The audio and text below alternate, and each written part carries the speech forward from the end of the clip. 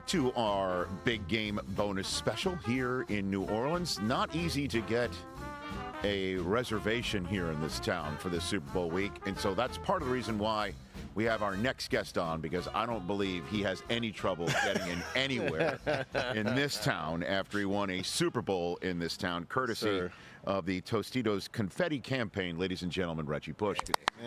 Thank you for having me, Rich. It's an honor to be here. I appreciate you saying that. When you see this baby in front of you, you're thinking what? What are you thinking? Yeah, man. It takes me back to 2009, the year we won the Super Bowl. It takes me back to when I got drafted, 2006, 5 months after Katrina, and that was, when I got drafted, that's when, that's when the plan, that's when the plan started, right? That's when we felt like we had to go out and play for the city, wanting to restore hope into people, to the fan base, wanting to help physically rebuild homes for people, which we did, and this trophy means so much, not only to me, but to the city and to the representation of the New Orleans Saints. And I think the new franchise, right, the new look and feel, the new mindset, the new culture, everything that we built there with Sean Payton, with Coach Payton, my rookie year, and then so on. It's what I think about, when I see this trophy. Yeah, Sean Payton comes here, Drew Brees comes here, you come here, Katrina blew through here, damn near wiped this place off the map. And then we were just talking to Marshall Faulk in that chair on this show moments ago, my guy. Reggie, and we were talking about how he and I and Mariucci and NFL Network were in the Superdome the night of the reopening, and I was there, and I will never forget. I was just walking through that moment when the punt gets blocked by Steve Gleason. What was that like from your perspective? I get chills right now thinking about it. Just thinking about the history of that game and how we got there. It felt like training camp that year was like 3 months long because we were we didn't have a home to go to, so we were in Jackson, Mississippi, for an extended period of time. And we didn't have a home game for like the first 4 or 5 weeks of the season because they were still, rebuilding the stadium. And then once we got into the stadium, it was my first game in there, and I was excited to just be. Your first game in there, my first game in the stadium, that night. Wow. Oh, man. First home game was reopening the Superdome, and so, it was my first time in there. And just that first feeling of what our crowd was going to be like, going forward. Man, I just get chills just thinking about it, because that day represented so much for us, for the city, for the things that were lost. People lost homes, businesses, family members, and to be in that stadium and to be able to win that game, first home game of the season for New Orleans. It was amazing, man. And it was kind of like our coming out party, and just, I think, our stamp on, just the new culture of the Saints. I mean, I imagine you were standing on the sidelines thinking, I'm about to go out there for my first offensive snap here in the Superdome. Yeah, I was nervous as heck. And then, boom, that play right there happens. Yes. And, all right, you're celebrating, and then you're going to get your offensive series coming up later. Exactly. And it's one of those, I've been in games like that before where everything is going your way. It feels like special teams, defense, offense, like, even a tip pass, goes your way, right? Yeah. Like the receiver catches the tip pass, and just little things like that were happening in the game. And I felt the environment. You could feel the energy, and I just knew, like, this was our night. Like, we could tell and feel like this was our night. And, it happened to be against our division rival, the Atlanta Falcons, which was also big. It's not just a division rival. I mean, it's not just a division rival. I was driving around here the other day, and just ran out of nowhere, just driving down on somebody's, balcony was the 28-3 score bug of Falcons Patriots here in New Orleans. Just, okay, let's just put this by. It's a friendly reminder. Pretty special. Just in case any Falcons fans or players walk through here. And they forgot. They forgot. I just chuckled, just like, man, this is a rivalry that few people do talk about in the NFL. I've got Reggie Bush here in our big game bonus special. We'll talk about the Tostitos Confetti campaign in a second.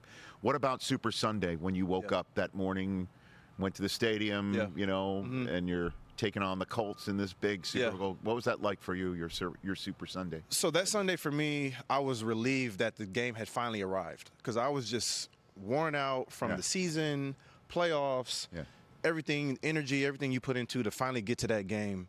And then you have that whole week off, which feels like forever. Like that week off between the championship game and the Super Bowl feels like a lifetime because you just every day is jam-packed with stuff. And you're trying to plan trips, flights for families, friends, tickets. Like you're trying to get everything prepared, in a very short window whilst preparing for the team you're about to play. And so for me, I was just relieved. I was like, finally the game is here. Honestly, I had this mindset of like, I just don't care, what the outcome is. I just want to go play my heart out, play for the city. I know we deserve the right to be here. We still felt like we're not given the respect of deserving to be there. We felt like people felt like we were still in this Super Bowl or this Cinderella run, which we were, but we also felt like it was deserved, right? Like we earned our way to get there. And so for us, we had this chip on our shoulder. I remember Sean putting up the betting odds the day before of what Vegas thought about who was going to win the game, and the Colts were heavily favored. And so that kind of, left I think, something in our minds where we felt like, okay, we have this chip on our shoulder, and people still don't believe this is real. And for us, and for me particularly, again, I was just relieved the game was finally here, and I just wanted to go and play my heart out. And finally, once the ball kicked off, the game started, everything felt normal. Everything was like just like playing football, regular game. Normal up until the coach let you know at halftime we're going to go onside. Yeah, now that was crazy. I can't lie. That was crazy. So what was that moment like? Because all right, this is a major risk. Yeah. But not only will it have to work, you're going to have to make it cash to get the offense out there. Right? Exactly. And so I don't remember what the exact score was, but we were only down by like 3 points at halftime. 10-6. 10-6, there you go. And so most of us didn't feel like we needed to do something like this because the game was still within reach. We're still a one-score game. Yeah. And when Coach came into the locker room, he was like, all right, we're going to run this onside kick. You could hear a needle drop. Like in there, everybody went dead silent. Nobody truly believed, nobody really wanted to do it except Coach Payton. Like he was one who came in there just excited, like, no, we're going to do this. It's going to be great. Like, and it's one of those moments where, imagine you're trying to pump your guys up to go out and do something and nobody's with you. Everybody's against you. Nobody wants to do it except you. And it's like one of those decisions you feel like this is either going to be the worst thing that's ever happened to us, and people are going to remember this, or it's going to work out, be the greatest thing ever. And, the year, my junior year when I played against Texas, okay, I lateraled the football, right? And every Texas fan I've ever come across always reminds me of that play. So I felt like that play was about to happen all over again in the Super Bowl. And I was like, please, I guess we're just going to find out, and obviously it worked out. We got the onside kick. The rest is history. And, in the few minutes I have left with you, Reggie, moving to this year's Super Bowl, watching Saquon be a home run hitter, like up there with any Philadelphia Philly in the history of baseball in that town, you're the perfect guy to ask because it's certainly in college for sure. I've never seen a big play running back with that if there were social media back then, it would be, did you see what Reggie Bush just did? It would be every Saturday night for sure. So when you watch Saquon do what he's doing, what goes through your mind when you're watching? I love watching Saquon play, man. He's one of my favorite players to watch right now in the game. I just love the comeback story. I love, him getting drafted by the Giants and them trading him, and now him going on to bigger and better because for me, I've been in that position before. After I left New Orleans, I got traded to Miami. And it was I wasn't sure how it was going to work out for me, but I knew I had to bet on myself.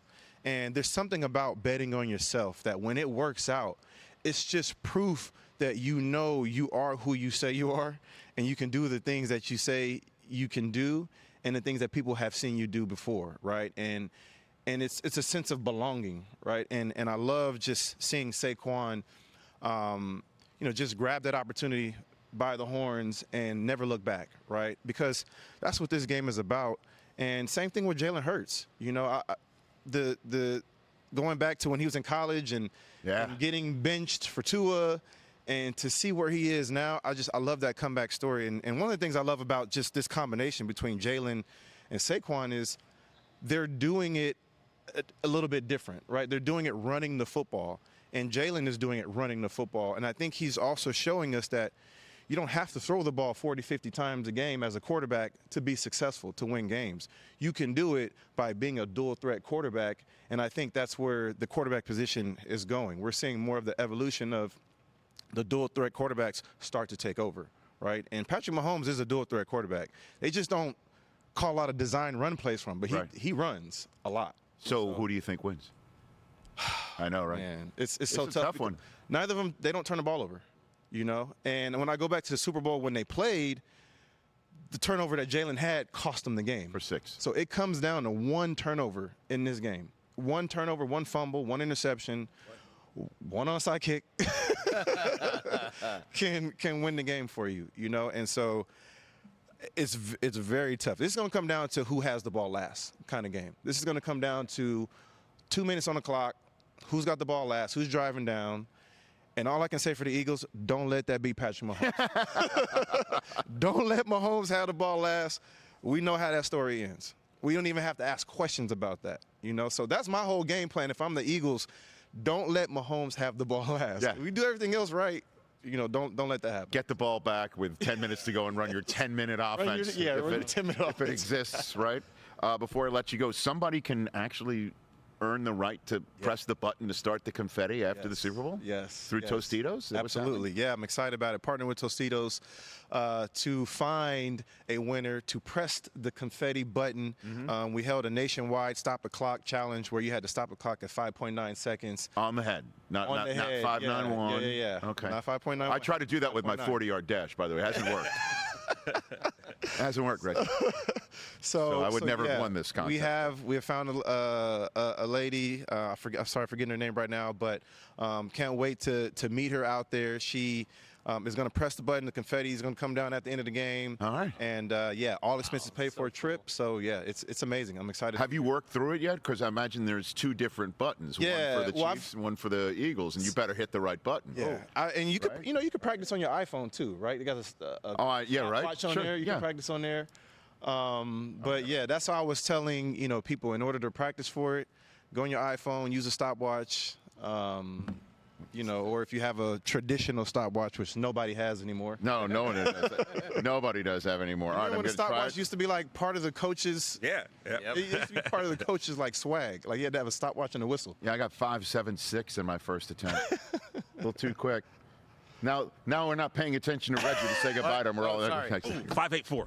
Yeah, really? 5.6. You distracted me. It's my fault. All right, everybody, check that out. So you'll be on the field at the end of the game. Absolutely, yeah. All right.